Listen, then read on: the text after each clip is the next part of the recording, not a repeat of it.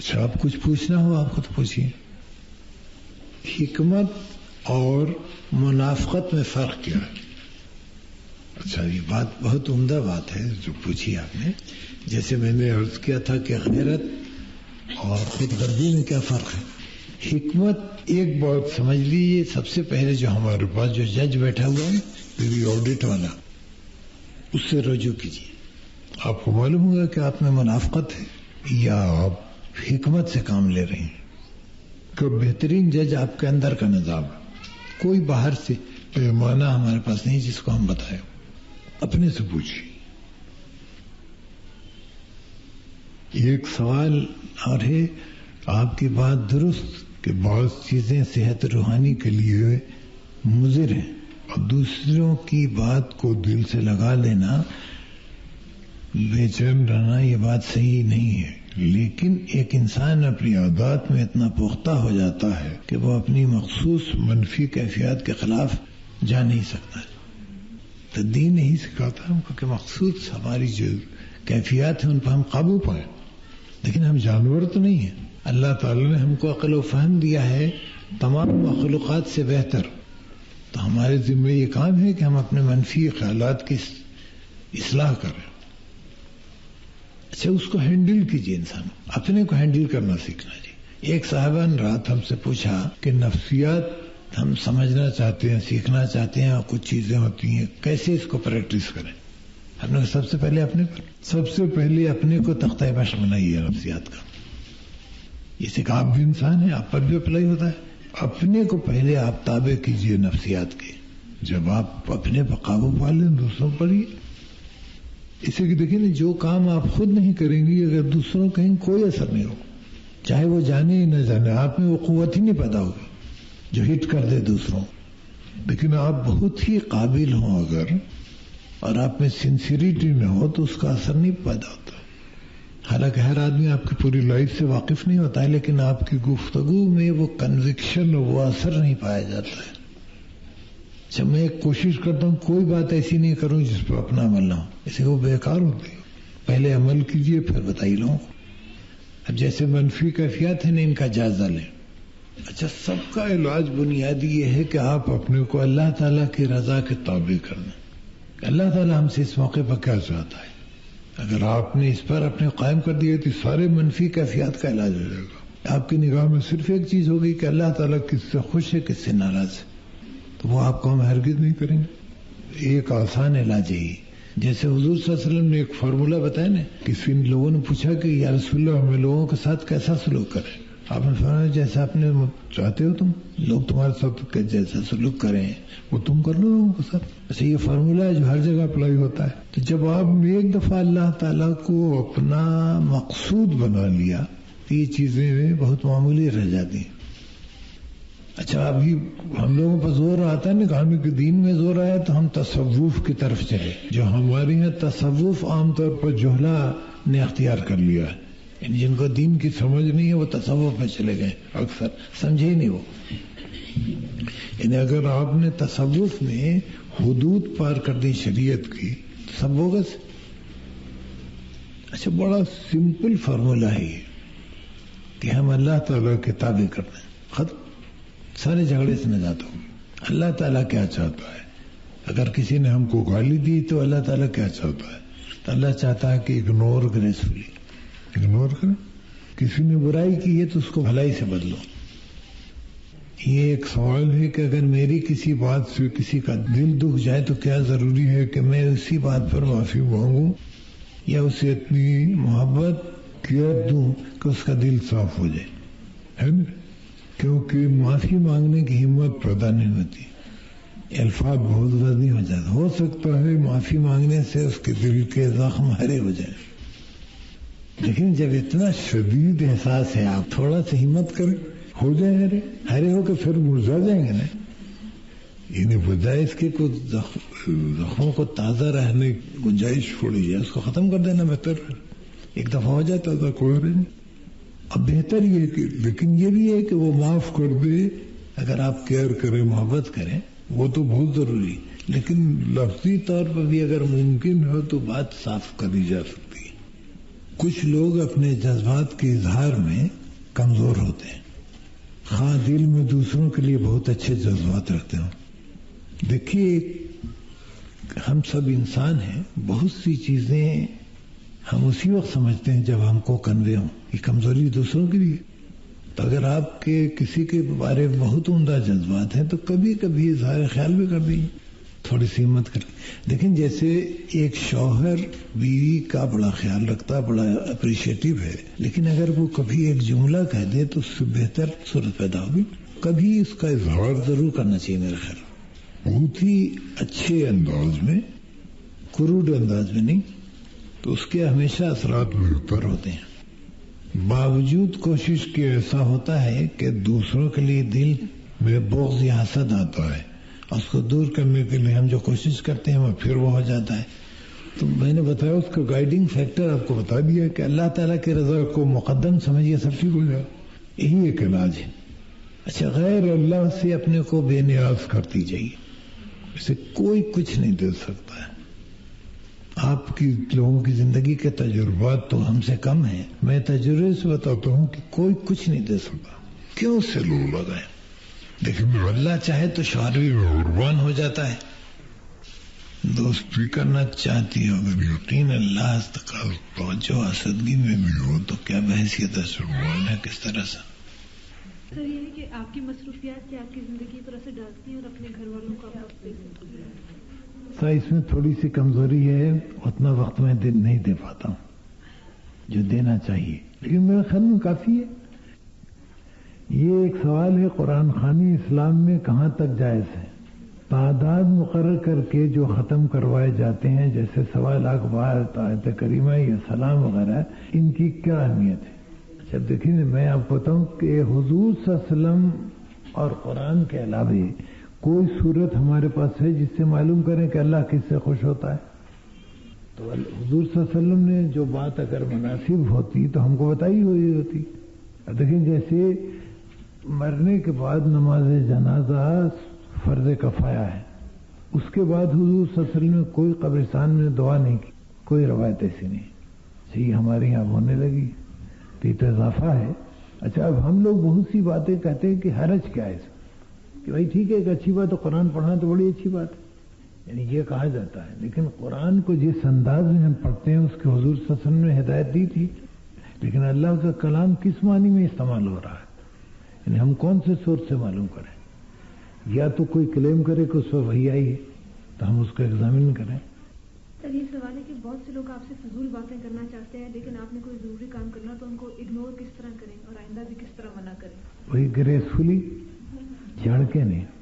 آپ سمجھا دیں کہ بھائی ہماری ایک مصروفیت ہے، ایک معاف کیجیے گا، کوئی بات. بچوں کو پڑھائی کی طرف راغب کرنے کے لیے کیا ٹپس اختیار کریں؟ ذرا محبت سے دیکھیں، بچے بھاگتے ہیں پڑھائی سے نارملی، یہ کوئی نئی بات نہیں ہے. رات کو آ کے ہوم ورک کرنا فلاں، تو ان کو محبت سے سمجھائیں، ان کو بتائیں کہ بھائی تمہارے سے یہ فائدہ ہے اگر سمجھ ہے ان کو، ورنہ ٹافی شافی دے کے سنائیے. کوئی بہت اسپیشل فارمولا اس کا نہیں ہے، بچے ہینڈل ہو جاتے ہیں، کوئی اتنی ڈیفیکلٹی بھی نہیں. غصے پہ قابو پانے کا طریقہ پوچھا ہے، اس کا طریقہ حضور صلی اللہ علیہ وسلم نے بتایا ہے. ہم اس میں کوئی اضافہ نہیں کر سکتے ہیں کہ اگر کھڑے ہو تو بیٹھ جاؤ، بیٹھے ہو تو لیٹ جاؤ، ہے نا، ٹہل لو، پانی پی لو، یہ کریے. درویشی بھی پڑھنا شروع کیے. غصہ بڑا دشمن ہے انسان کا. اکثر اوقات بغض ہوتا ہے، مگر آپ اچھا سلوک اللہ تعالیٰ کی خاطر کریں تو دل میں وہی فیلنگ ہوتی ہے کہ اس صورت میں دل میں کیا فیلنگ رہتی ہے. دل میں بغض ہوتا ہے مگر آپ اچھا سلوک اللہ تعالیٰ کی خاطر کریں بھی تو دل میں فیلنگ رہتی ہے. نہیں تو اللہ سے مدد مانگی. اب آپ کو شاید میں نے بتایا ہو کہ 30 سال تقریباً ہو گیا کہ ہم کو کسی شکایت تو سارے واقعات بھول جاتا ہوں. بیٹھ کے حرم میں کوشش کرتا ہوں کہ میں یاد کروں اور معاف کر دوں، واللہ یاد ہی نہیں آتا. اللہ تعالیٰ سے مدد مانگتا ہوں تو اللہ تعالیٰ بھلا دیتا ہے. تکلیف تو ہر کو ہوتی ہے کہیں نہ کہیں، نہ میں آئیڈیل ہوں نہ دوسرے لوگ آئیڈیل ہیں. ہم سے بہت سے لوگوں کو تکلیف پہنچتی ہوگی تو ہم کو اللہ سے مدد مانگنی چاہیے. اللہ تعالیٰ بالکل بھلا دیتا ہے. یہ جو کیفیت ہے واقعی رہے گی، اب بہت رہے گا نہیں. اچھا جب آئے فوراً ہٹائیے اپنے خیال کو. شیطان تو آپ کو بار بار تنگ کرتا ہے نا, تو جیسے ہی آپ کو ایسا کوئی خیال ہے اس کو ہٹائیے دماغ سے, اس پہ غور مت کیجیے. جیسے کہ آپ غور کریں گی تو رات بھی آپ کی خراب ہوگی اور ڈیمیج ہوگا. اور طرح طرح کے ڈیمیجز ہوتے ہیں پرسنالٹی کو. انسان کی جتنا عمدہ صفات ہیں ساری ظاہر ہوتی ہیں, تو اس سے کوشش کی جیسے اس میں اللہ سے مدد مانگی. اگر آپ کے پاس آدمی ایسا ہو جس سے آپ پوچھ سکیں تو اس سے مدد لیجیے, وہ آپ بتائے گا. اگر آپ ایک شخص کے بارے میں پتا ہو آپ کو کہ کوئی غلط کام کر رہا ہے, مثلا کسی غلط کمپنی میں ہے, لیکن اس کی غلطی اس کو مینشن کی جائے تو وہ کیوں رہتا ہے, ایسے حالات میں اس کو کس طرح سمجھایا جائے. اس کا بڑی حد تک دار و مدار ہے آپ کے ریلیشن شپ پر, وہ کون ہے آپ. لیکن اگر آپ اس کی اماں ہیں چلے, شوہر ہے تو مان کے نہیں دے گا, بھائی ہے تو ڈانٹے گا آپ کو, چھوٹا بھائی ہے تو چلے گا, ایسا ہو اس کو ہینڈل کیجیے اسی طرح سے وتھ گریس. اللہ کی نظر سے دیکھتا ہے. جب آپ اپنی تمام خواہشات کو, اعمال کو اللہ کے تابع کر دیں گے تو اسی کی نظر دیکھیں. اللہ نے بتایا نا کہ ہم بعض لوگوں کے کان بن جاتے ہیں, ہم ان کی آنکھ بن جاتے ہیں. تو ہم نے ایک بہت امپورٹنٹ سوال رات ہم سے پوچھ رہے تھے, ایک سوال کیا انہوں نے, تو میں نے کہا دیکھیے صاحب ہم کو اس کا احساس ہے کہ ہمیں کچھ نہیں. آپ کو کسی نے میرے بارے میں ایسی بات بتائی تو اس کو غلط کہیں گے. میں صرف یہ کہتا ہوں جب لوگ ہم کو دعا کرنے کو کہتے ہیں کوئی چیز کی تو میں رات کو اللہ میں ایسا کرتا ہوں کہ اللہ تعالیٰ میں نے تو انہوں نے بلایا, آپ نے بجایا.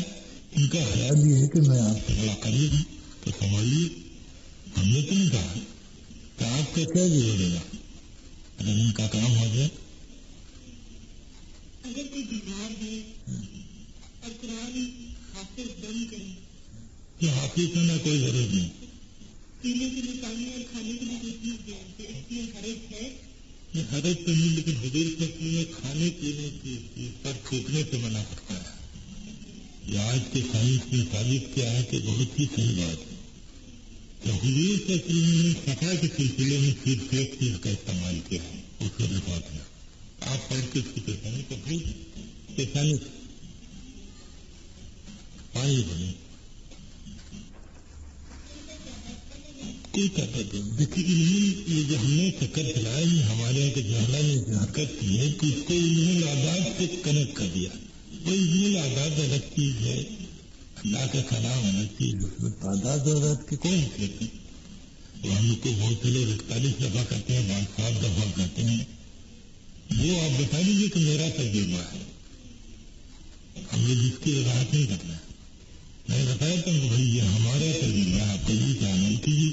اس 21 سے تعلق ہوتا ہوں 7 دفعہ پڑھا جانے کا پڑھا, لیکن ہمارے پاس کوئی دوسرے ذریعے ہی نہیں. وہ کہاں ہے جن کی دن سے بس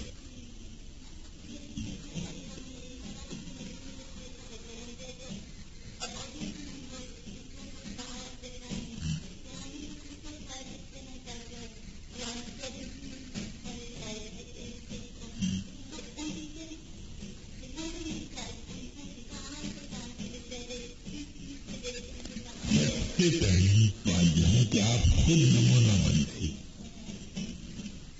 یاد رکھیں اگر سیلس مین اس چیز کو استعمال نہیں کر چکا ہے تو اچھی طرح کا سیل نہیں کر سکتا. یہ یقین نہیں لوگوں کا نقصان ہے. اچھا اس کے بعد اس کے بارے میں ضروری ہے کہ اس کا مینٹل لیول دیکھا جائے, ایج دیکھی جائے, ہر آدمی کا مینٹل لیول لینا تہاری ہے. اس کی پہلی بنیاد رکھتی اللہ تعالیٰ یقین. یقین کے بارے میں لاجک میں نے آپ کو بتائیے, یقین اللہ تعالیٰ سے کیوں کیا جائے. اس میں سب سے پہلے آپ کو خود یقین ہو, آپ کی ذات نمونہ ہو. سب سے بڑے تبلیغی جو بیمار ہوں وہی یاد کا نمبر ہے, جس سے اللہ تعالیٰ کی پوچھے گا یقین کرنے کی وجوہات کیا ہے. ہماری آج کا دن ہر زمانے میں انسان نزدیک کر رہا ہے. آج ہم لوگ زندہ دیکھتے ہیں ہر زمانے میں انسان نزدیک کر رہا ہے. تو ہم 99.100% چیزیں سن کے بلیو کرتے ہیں. کبھی فلموں میں ہم بہت اگر زیادہ سیریس ہو جائیں تو ہم کوشش کرتے ہیں کبھی میرے رات سے خرچہ ہی دیتا ہے. ایک دوسرا پیمانہ یہ کہ اس کے خلاف کے ایویڈنس سے کہ اللہ تعالیٰ کیا ہے اور کیا چاہتا ہے اس کے بارے میں ہم کو اطلاع صرف ایک کرتے ہیں کہ پیغمبر کہ جس کے دوست اور دشمن سب اس کی امانتداری اور جانبداری اور تیری گواہی دیتے ہیں. مخالفت کے باوجود پیغمبر کے خلاف کوئی ایویڈنس موجود نہیں تو ہم کیا کریں؟ منافقت کو دھمکی نہیں. جیسے میں نے کہا کہ ایک نرس کے کہنے پر ہم ایک بچے کو اپنا بیٹا مان لیتے ہیں. اس نرس سے جس نے ہم نے دیکھا کریں گے میری بیوی بھی ملاقات ایک دفعہ رہی ہے خود کی اور اس سے ساری جگہ دے کس طرح یہ خوشی کی بات ہے ویریفائی کرنا چاہیے کہا کون کرتا ہے. تو آپ ذرا اور کیجیے کہ اچھا حضور صلی اللہ علیہ وسلم کیا اس نرس کے کم ریلائبل تھے؟ ان کی بات نرس کے خلاف ایویڈنس لائی جا سکتی حضور صلی اللہ علیہ وسلم کے خلاف کوئی ایویڈنس لائی نہیں سکتا. تو بہترین صورت یہ ہے کہ ہم مان جائیں تو ٹھیک ہو جاتی. کیا ایک ڈیولپ کیا ہے مسلمان نے معلوم آپ نے پڑھا ہوگا یہ بڑی محنت کی مسلمان نے لڑائے کو سامنے میں کہ وہ ذرائع جو ہم تک پہنچاتے ہیں چیزوں کو وہ خواہش تیار ہے تو کوئی ہو لکھے نہیں. تو حدیث کو سمجھنے کا ایک فلسفہ میں پوری بات اس وقت تفصیل میں ہو جاتا لیکن بہت آسان نام دے دیں کہ حدیث کے لیے ضروری ہے اس کو قرآن سے اس کا ٹکراؤ نہ ہو. اور قرآن موجود ہے قرآن میں تو کوئی شیئر نہیں غریب کی آپ ذرا حدیث کو اگر آپ ہٹا دیں تو قرآن کی ریلائبلٹی آپ کو ڈاؤٹ فل ہو جائے گی. کیونکہ ہم نے قرآن ہم دیتے نہیں کرا تھا. اچھا یہ ہم کو ہٹانے کے لیے اندر سے فتنے شروع کیے گئے اور اس میں یہودی بڑی گڑبڑ کر رہے ہیں. انہوں نے اندر آ کر کے ہم نے گڑبڑ پھیلائی. قرآن پڑھا نہیں انہوں نے اور کسی سے سن لیا ایک آیت سن لیا اس کے خلاف بول رہے بھائی پڑھو تو صحیح. تو یہ ایک قسم کا فیشن ہے ماڈرن ایج کا کہ کریٹیکل آسان پر اب حقوق نسواں پر بڑی زور ہوتا ہے. اکثر بیشتر مجالس میں وہ عورتیں نہ انہوں نے کبھی قرآن پڑھا آج تک نہ حدیث کہیں دیکھی اور معترض ہیں لوگوں کے سارے کلاس. ارے بھائی پڑھ تو لو. دل کی سختی اور بے چینی کو دور کرنے کی ترکیب بتانا. ایک تو ہے درود شریف پڑھیا لا الہ الا اللہ العظیم العلیم لا الہ الا اللہ رب العرش العظیم لا الہ الا اللہ رب السماوات و رب الارض و رب العرش الکریم. کوئی دل کی سختی اور چین میں نہ آ جائے گا. اب ذرا سا صبر ایک دم سے کوئی کھٹکا نہیں ہے تب جو تھوڑا سا وقت لگتا ہے.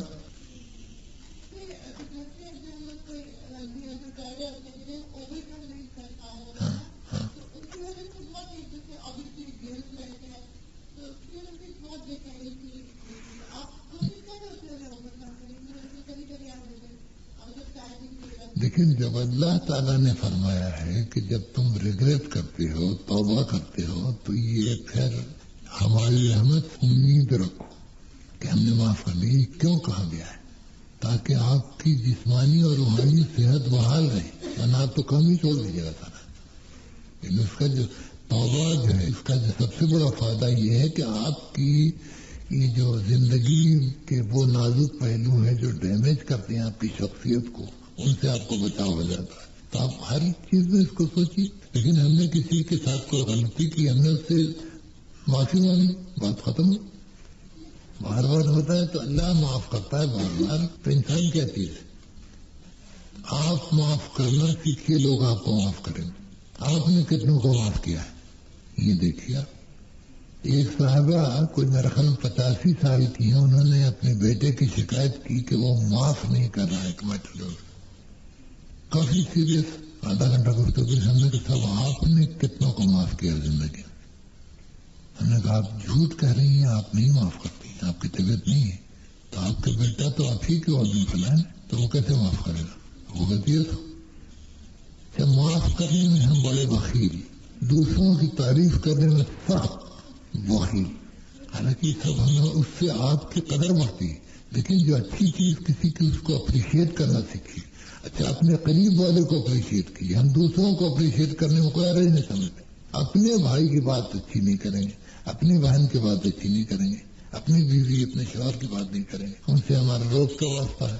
اچھا اپریسیشن سے تعلقات آپ کے بہتر ہوتے ہیں.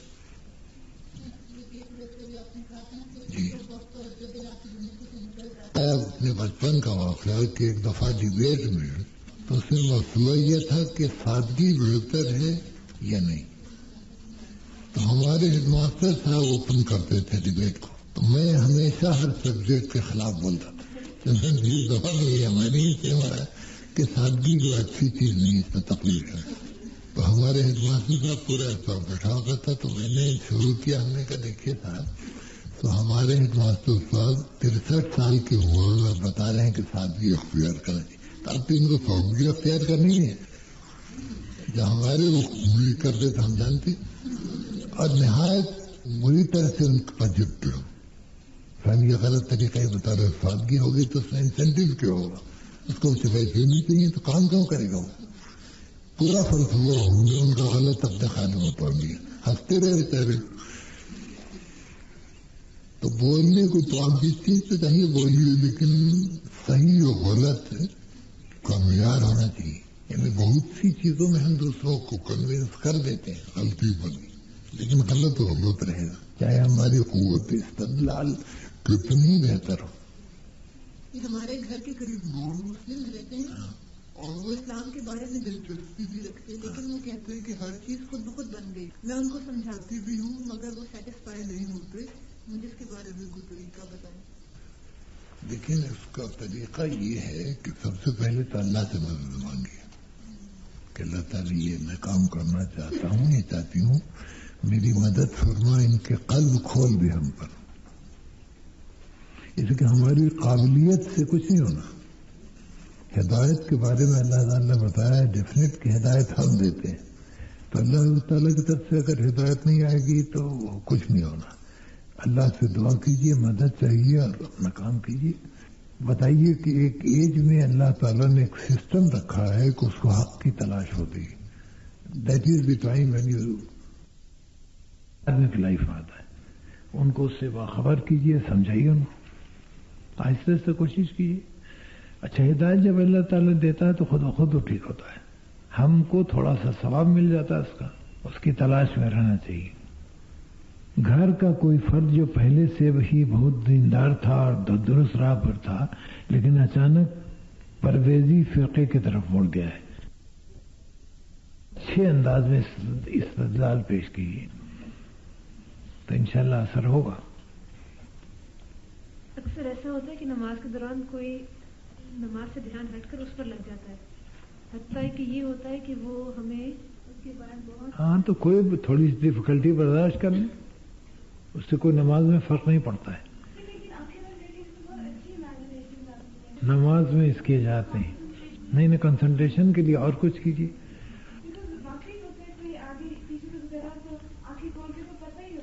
نہیں نظر نیچے رکھی. حرم میں تو کتنے آدمی گزرتے رہتے ہیں اور نماز لوگ پڑھتے رہتے ہیں, کچھ بھی نہیں ہوتا. حرم میں تو ڈیفینیٹ ایسا ہوگا کہ آپ نماز پڑھ رہی ہیں اور 150 آدمی گزر گئے آپ کا, تو کس کس کا گلا کاٹیں گے آپ؟ کچھ نہیں, کنسنٹریشن اللہ پر غور کیجیے, کوئی چیز پہ ایسی غور کیجیے جو اللہ سے متعلق. نماز میں آپ کو ٹوٹلی غافل کرنا مقصود نہیں ہے اللہ کا, ورنہ آپ کو تو رکوع بھی یاد نہیں رہے یا سجدہ بھی یاد نہیں رہے گا. اگر نماز میں جو کنسنٹریشن چاہیے, جس کی آئیڈیلزم کی آپ خواہاں ہیں, تو اس میں تو آپ کو سجدہ وجدہ یاد نہیں رہے گا. یہ ڈیزائر نہیں. Don't try to make it so ideal. نماز اللہ تعالیٰ پورے ہوش حواس میں آپ سے چاہتا ہے, آنکھیں کھلی ہوں, آپ کا دماغ آپ کا چل رہا ہو. ایک سوال ہے, چھوٹے چھوٹے گناہ تو ہماری بیماری سے دور ہو جاتے ہیں, اور گناہ کبیرہ کے لیے کہا گیا ہے کہ استغفار کیا جائے. استغفار کرنے سے بعد میں دل مطمئن نہ ہو, سکون نہ ملے, بالکل ملے گا. آپ ذرا کوشش کیجیے, اور وہی درود شریف لا الہ الا اللہ وہ پڑھیے, بالکل تسکین ہوگی. کچھ لوگ بہت زیادہ انڈیسیشن کا شکار ہوتے ہیں. وہ بعض لوگوں کی کمزوریاں ہیں, ہمیں ہر قسم کے لوگ پائے جاتے ہیں. اس کو بہترین طریقہ ہی کہ اللہ سے رجوع کر دیا جائے اور فیصلہ کیا جائے. بہت سے لوگ ہیں یہ کمزوری ہے، جیسے بہت سے لوگ ہیں جن کا ایک پیر نہیں اٹھتا ہے یا ایک ہاتھ نہیں اٹھتا ہے، وہ بیماری ہے، اس کا علاج کیا جائے. یہ بھی ایک قسم کی بیماری ہے، انڈیسیشن. سیلف کانفیڈنس کی کمی سے ہوتا ہی. تو اللہ پر اگر آپ بھروسہ کیجئے تو آپ کو کانفیڈنس پیدا ہوگا. اگر گھر میں کوئی بزرگ نماز نہ پڑھتا ہو تو اس کو کس طرح اس طرف لایا جائے، اس کی ٹیکنیک ہی کہ جس کو ریسیپٹیو ہو اس وقت اس کو سمجھائیے. یہ بڑا ضروری ہے کمیونیکیشن میں کہ آدمی پہلے دیکھے کہ ہمارا جو آبجیکٹ ہے وہ ریسیپٹیو ہے بھی کہ نہیں ہے. نہیں ہے تو سب ایک فائدہ ہے. اسی کے بحث سے کوئی اسلام نہیں لایا. تبلیغ غیر مسلموں کو نصیحت اور مسلمانوں کو نصیحت میں بیسیکلی کیا فرق ہے؟ بیسیکلی صرف ہمارا خیالی فرق ہے. ہم یہ سمجھ جاتے ہیں کہ بندہ قیامت پہ یقین رکھتا ہے، اللہ تعالیٰ پہ پکا اس کو بھروسہ ہے، اس کو جواب سوال کا ڈر ہے، جو بالکل بوگس یقین ہوتا ہے ہم کو. اگر ہے تو کیوں نہیں کرتا بھائی؟ تو ہماری یقین کی بنیاد کوئی نہیں، ورنہ کوئی مسئلہ نہیں ہے، اسے کوئی فرق نہیں ہوتا.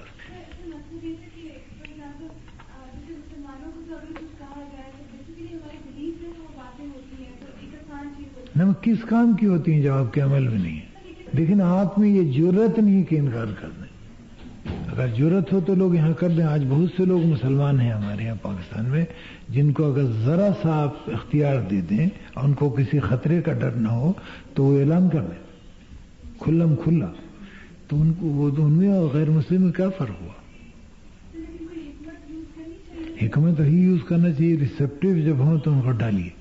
میں نے کئی مثالیں ایک آدھ دفعہ دی ہیں کہ ہر آدمی پر تبلیغ کا ایک ہی طریقہ نہیں ہوتا ہے. دیکھیے کہ آپ کا جو آبجیکٹ ہے وہ اس وقت ریسیپٹیو ہے کہ نہیں، اور کس انداز میں انجیکشن دیا جائے، اس کو کہاں پر دیا جائے، بدن کے کس حصے میں دیا جائے کہ تکلیف اس کی کم سے کم ہو. دینا تو پڑتا ہے. میں اللہ تعالیٰ سے حقیقی محبت کرنا چاہتی ہوں، اس سے تعلق پیدا کرنا چاہتی ہوں، مگر یہ فیلنگ پیدا نہیں ہو رہی ہے. مجھے اللہ کی راہ میں رونا بھی نہیں آتا.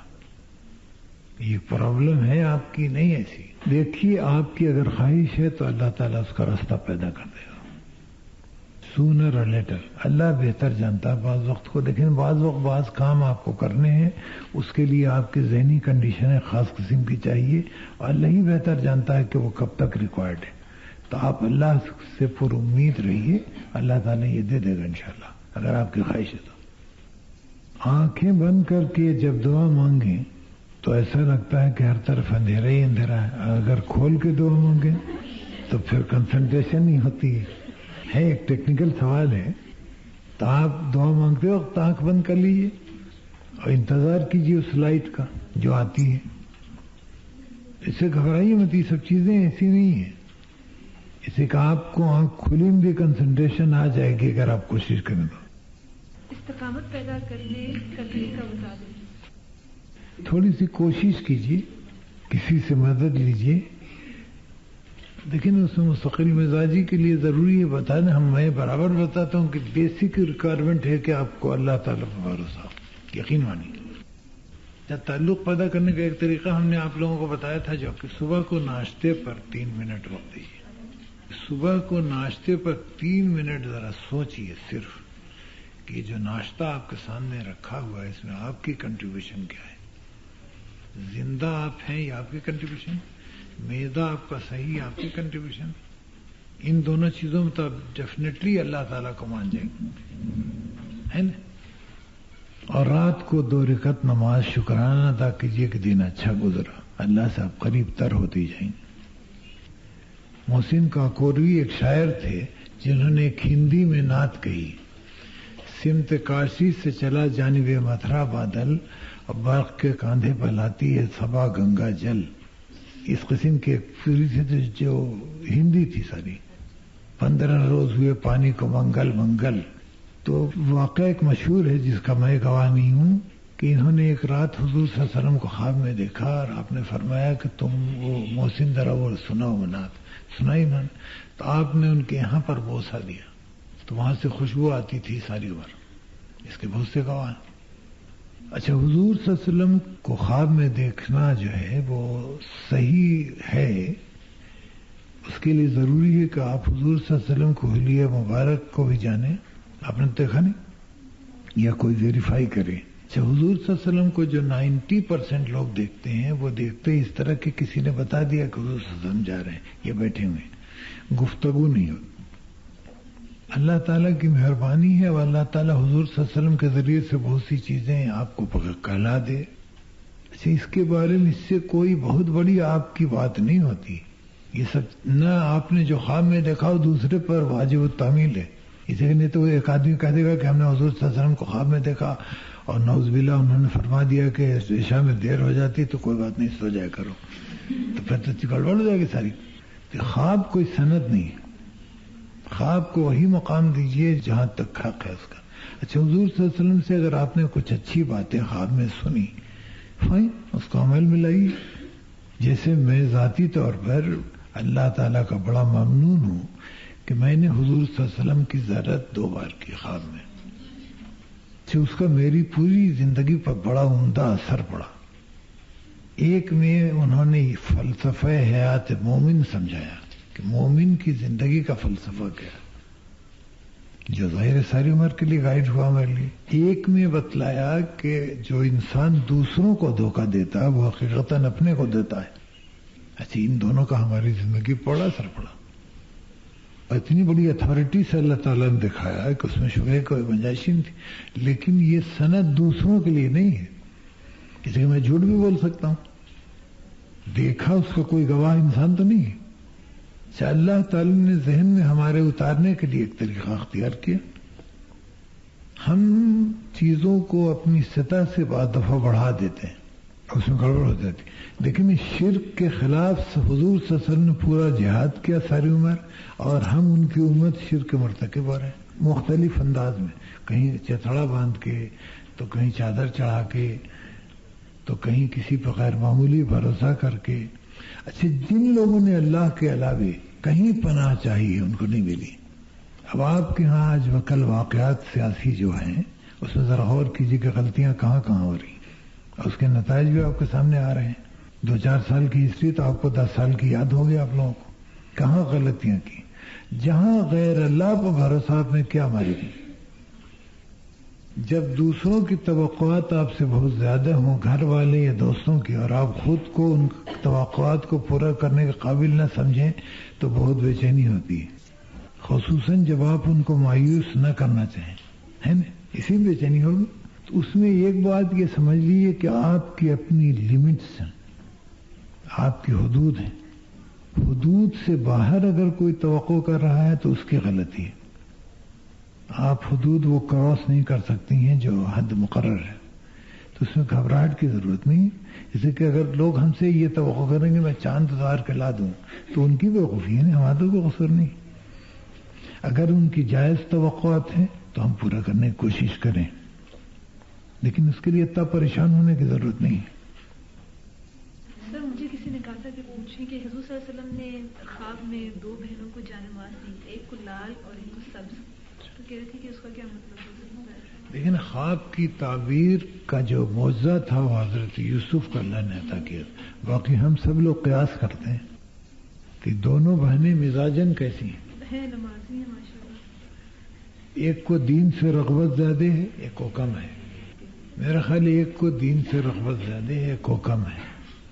یہ انڈیکیٹ کرتا ہے، لیکن محض میرا قیاس ہے، کوئی اتھارٹی نہیں. اللہ کی ایک صفت ہے بے نیاز، تو کیا اللہ اپنے مسلمان بندے سے بے نیاز ہو جاتے ہیں؟ بے نیاز کا پہلے مطلب سمجھیے. دیکھیں، ہماری اغراض ہوتی ہیں ذاتی، ہے نا، تو ہم بہت سی چیزوں سے بے نیاز نہیں ہو سکتے ہیں. اللہ تعالیٰ کی کوئی غرض نہیں تو بے نیاز تو ہے وہ، اس کو کچھ لینا آپ سے نہیں، وہ دیتا ہے صرف. تو ایسی شخصیت تو بے نیاز ہوگی.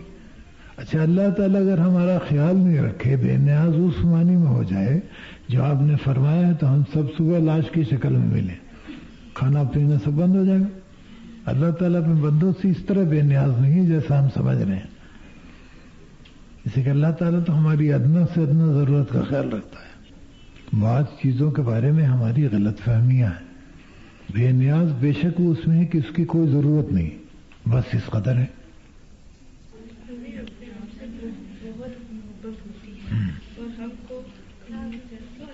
ایک گائیڈنگ پرنسپل ہے کہ اللہ تعالیٰ کیا چاہتا وہ کیجیے، نفس کیسی تیسی.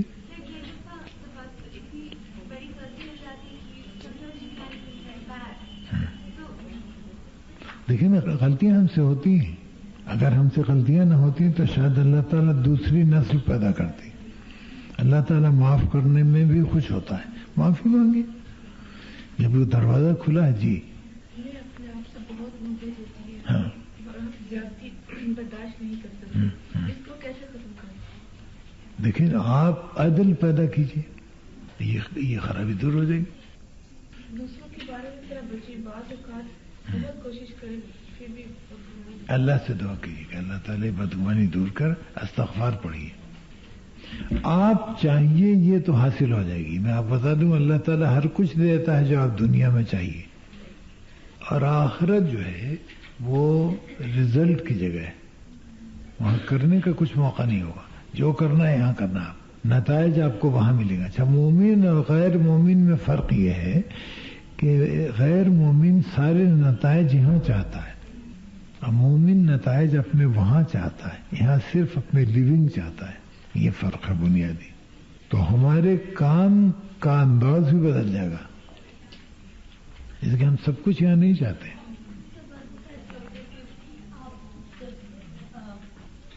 چیزیں اپناتے ہیں اور سیکھتے ہیں تو اپنے اندر تبدیلی لاتے ہیں، تو کچھ چیزوں میں تو ہو بھی جاتی ہے، اور کچھ آپ کی اتنی پچھلے زندگی کے اثرات آپ کے اوپر اتنی جلدی آپ سے چھوٹتے بھی نہیں. بہت سے شوق، بہت سے دلچسپیاں چھوڑ کے دیتا ہے. کوشش جاری رکھیں، اسی اسٹرگل کو لائف کہتے ہیں. نہیں وہ ہے، وہ تو کر رہے ہیں، لیکن بعض اوقات ایسے آپ اپنے بارے میں یہ لگتا ہے کہ آپ کچھ نہیں کر سکتے، آپ نہیں چھوڑ سکتے، آپ مطلب نہیں، یہ مطلب نہیں، مایوسی نہ کیجیے. اس لیے کہ آپ چھوڑ سکتی ہیں. کوشش جاری رکھیے، جہاں غلطی ہو اس سے اللہ سے توبہ کیجیے. مدد چاہیے اس کی، انشاءاللہ اچیو کر لیں گے آپ. جی اللہ تعالیٰ آپ کو اپنی زندگیوں میں کامیاب کرے. اللہ تعالیٰ کو نمبر 1 پرائرٹی رکھے لائف. ہر مسئلہ آپ کا حل ہو. ایک بات بنیادی بتا رہا ہوں، جس نے اللہ تعالیٰ کو اپنا گائیڈنگ فیکٹر سمجھا اور اس پر بھروسہ کیا، اس کی زندگی میں گڑبڑ آ سکتی ہے، ٹیمپرری، پرماننٹ نہیں آ سکتی، آ ہی نہیں سکتی. دروازہ ہی بند ہو جاتا ہے. گھر میں کتا رکھنا. دیکھیے ایک بات بتاؤں کہ ایک صاحب نے ہمارے والد صاحب سے سوال کیا کہ مولانا گھر میں اگر کتا رکھا جائے تو اس آدمی کی موت کے بارے میں کیا خیال آپ کو؟ ان کا کیا مطلب؟ کہنے لگے کہ وہ گھر میں تو فرشتے آئیں گے نہیں تو دم کون نکالے گا؟ تو ان کہا کہ کتوں کا دم نکالنے کے لیے تو فرشتے ہیں، وہ آ جائیں گے آپ کے لیے. کتا ایسی جگہ پر رکھنے کی ممانعت ہے جو آپ کے گھر کا حصہ ہو. باقی رکھوالی کے لیے آپ رکھ سکتی ہیں. ڈاکو چور، اس کی ایک حد ہے، اس سے تجاوز مت کیجیے، تو ناجائز نہیں ہے رکھنا. ضرور اللہ تعالیٰ سے میں دعا کرتا ہوں کہ اللہ تعالیٰ آپ کو عملی زندگی میں کامیاب کرے. مشکل میں اللہ آپ کا ساتھ دے، اس سے کہ زندگی اللہ آسان کر دے، ورنہ زندگی بڑا مشکل کام ہے.